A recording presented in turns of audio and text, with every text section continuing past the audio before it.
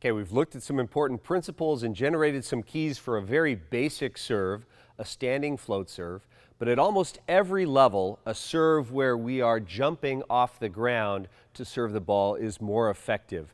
The reasons for that, obviously, I get a little bit more leverage because I'm in the air and create some vectors for myself that help me out. The other reason is a moving server is a little bit tougher to read than somebody that's just standing on the ground. But we want to make sure that we're working on lots of different kinds of serves as we develop our servers, see what they're good at. But in general, a serve where we can jump to hit the serve is going to be more effective.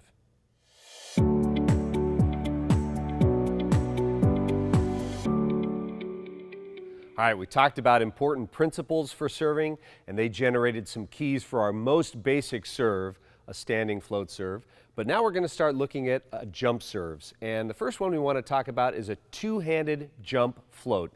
So I'm going to hold the ball in two hands and jump to serve it. The rhythm here is I'm holding the ball in two hands. I've got my right foot forward, and I'm going to step with that right foot to start. And so it puts me in a position that feels very natural for a lot of athletes. Holding the ball in two hands kind of feels like my attack approach. And so that's the advantage in this, is it feels very natural. I'm holding the ball in two hands, and it feels like I'm going to go be an attacker. So ball in two hands, right foot forward, first step with my right foot, for righties, of course. And then the rhythm is going to be, I'm going to step, step, toss, and then step, step, and contact the ball, hit the ball. So step, step, toss, step, step, hit it. 1, 2, place it. 3, 4, contact it. And finding that rhythm is really the critical part for almost all our servers, getting that good serving rhythm. And once they have that in place, the serve becomes a lot easier. But we want to step, step, toss, and then step, step, contact the ball. Again, on the heel of our hand, trying to generate this nice, good float serve. And we want to place, step, and swing to target as number 3, same as when we're hitting a float serve, everything coming down my target line. I want to execute that well. And then the last key, of course, same as before, see and connect the outcome. What just happened? Where did this serve go? And then try to connect it to my movements. What did I do to produce this result?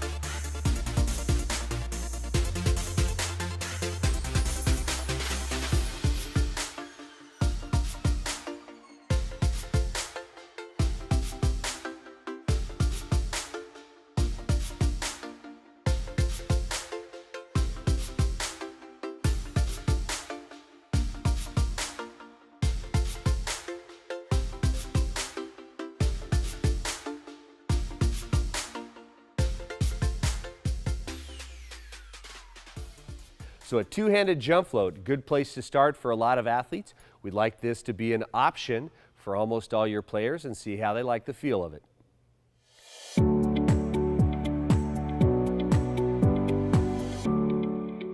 Okay, as you get started with your athletes, teaching them a jump float serve, they're going to run into some problems. Some common ones that we see right off the bat is the toss ends up disrupting their rhythm. It's either too high or too low or perhaps behind them.